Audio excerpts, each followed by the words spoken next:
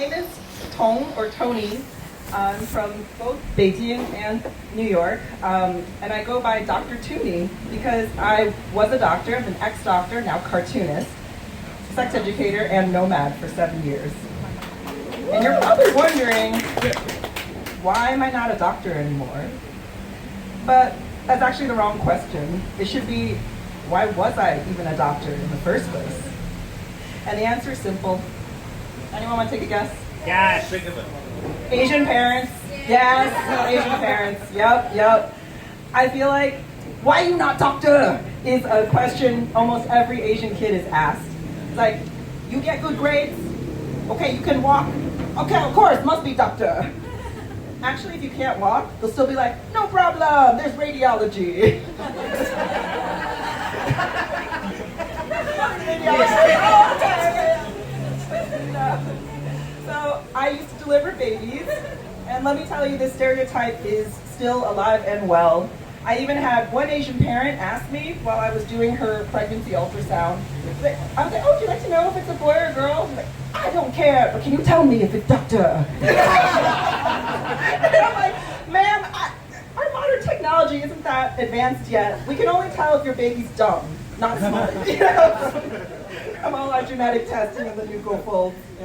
Kind of like the myth of the hymen. In Morocco, when I nomaded there, they were like, can the doctors tell if, my son's bride-to-be is a virgin? I'm like, no, where did you get that from? So anyway, pre-med seems to be the default. It's like Asian parents say, okay, kid, here's your blank slate, but actually here's a medical coloring book. Or a maze where every road magically leads to doctordom. And it's like a hidden clause we never signed up for. Child, honey, you can be anything you want if you can't be doctor. In a teeny tiny fine print. So, and if the kid says they want to be anything else, they're just like, oh, honey, that's so sweet, but that's not a real job. Be a doctor. Oh, okay, mommy, because so we can help people, right?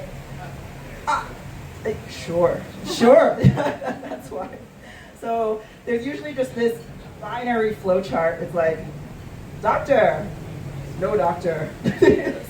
And then the no doctor becomes disappointment, shame forever. You might get like some little loopholes you can get out of, like, oh, okay, dentist, lawyer, engineer, just a few, but disappointment on the road to disowned.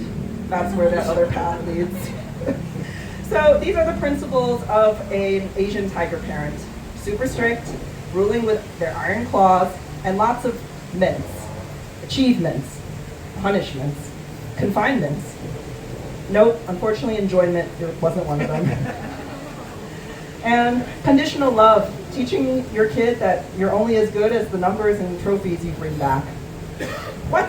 No A's? Why are you not all A's? We Asian, we not Bijan.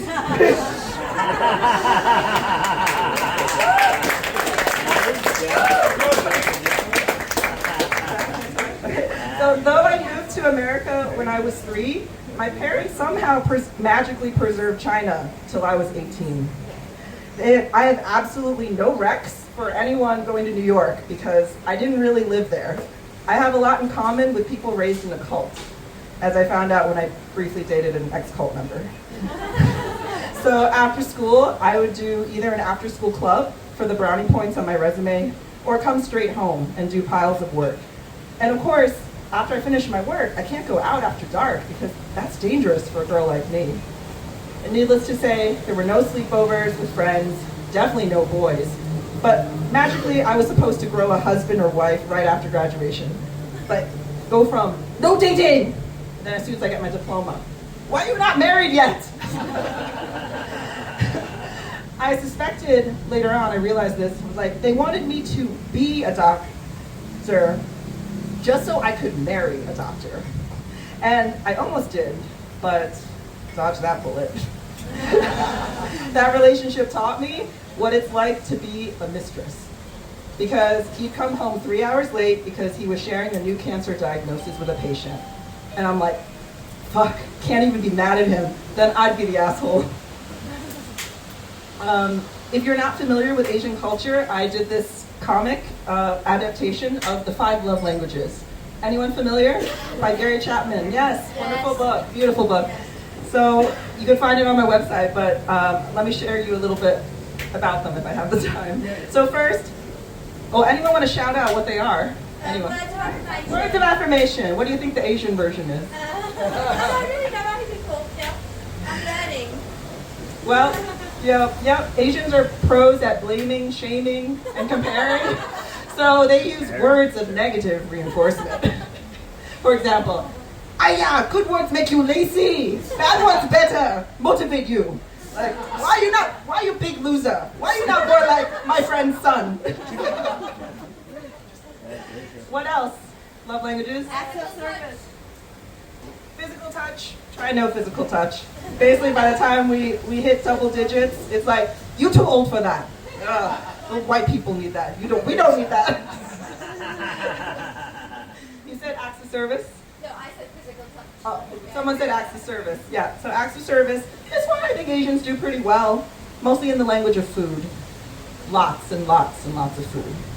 If you're not walking around constantly buried under food, you're not being loved properly, and other Asian kids would totally judge you. And yes, gifts is one of them. Yeah, yep. And gifts, yeah, Asians are pretty good at. Mostly just, some practical cash we give in red envelopes. And they were like, we give you everything. What is it? You need what? Emotional support? Empathy? Vulnerability? Wait, we don't speak Spanish. What is this? And the last one, anyone? Last love language? Yes, we covered that. So the last one is quality time. So, yeah, and that one, what quality time? Because workaholic pride is the cornerstone of Asian culture. Mostly so we can avoid ghosts, our mental health, and other things that aren't real. Because, we're not home because we always work so hard for you. Respect your elders. Anyway, I made the decision to be a doctor without really making the decision. Yeah.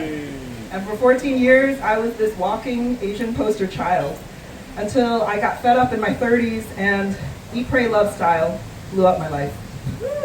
My only regret is that I started too late. Now I know, disappoint them early. It only gets harder the more you give them to be proud of. I did feel a lot of guilt and shame though, so I figured since I failed them so badly in the career department, maybe I could make it up in other areas. Still salvage being a good kid in some way. But the more I learned about myself, my authentic true self, the more I realized, am I adopted? Because seriously, there must have been a bad mix-up at the hospital. Just looking at my life now, I'm just being me, but you'd think I was purposely trying to give them a heart attack. Sort of become a fun game now. I'm looking back and I'm like, for every success checkbox I ticked off before, I gotta even it out, because I believe in equality. I'm a women's rights, social justice advocate after all. Woo! So here's my list, 5 things. Ivy League doctor education, I went to Brown University. How about, hey, here's a $10 Reiki certification I got. Almost married a doctor. Nah, cats are better. I'm single AF, forever alone swimming in cats. And homeowner, I outdid this one because I'm a temple owner. My body is a temple, right? I was badminton team captain. I still play badminton, but now I prefer to chase plastic discs. Ultimate frisbee. And last one, insta happy but secretly suicidal. Oh wait, no, that's not a checkbox. That one, I'm just so much infinitely, pricelessly happier and healthier now. I've become the weird hippie artist I've always wanted to be, and instead of doing the crazy shit of the past, I now draw, write, teach, and make skits about it. Trauma healing at its finest, I think. Or avoidance. Still figuring out which one that is. And 1 year turned into 7, and I've never looked back, and I'm so grateful for the cool peeps I've met along the way. Thank you so much.